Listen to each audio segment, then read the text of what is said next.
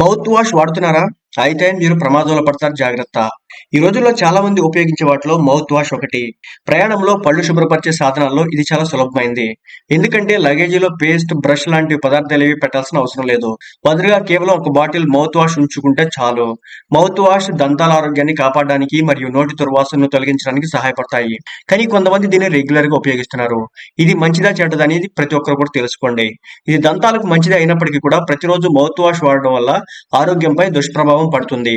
కాబట్టి రోజు mouth wash వాడడాన్ని పరిమితం చేసుకోండి. మౌత్ వాష్ లో ఆల్కహాల్ ఉంటుంది. ఇది మీ నోరు పొడిబారేలా చేస్తుంది. తన్మూల్ యొక్క రెగ్యులర్ ఉపయోగం శరీరంలో తీవ్రమైన సమస్యను కలిగిస్తుంది. కొన్ని అధ్యయనాల ప్రకారం మౌత్ వాష్ యొక్క రెగ్యులర్ ఉపయోగం మధుమేహ ప్రమాదాన్ని కూడా పెంచుతుంది. రోజుకు 2 సార్లు మౌత్ వాష్ ని ఉపయోగించే వారిలో 10వ వంతు కంటే ఎక్కువ మందిలో కూడా ఈ ఆ అవకాశం కనపడుతోంది. అధిక ఆల్కహాల్ మౌత్ వాష్ లను క్రమం తప్పకుండా ఉపయోగించడం ఆరోగ్యానికి హానికరం మరియు అనేక దుష్ప్రభావాలను కలిగిస్తుంది.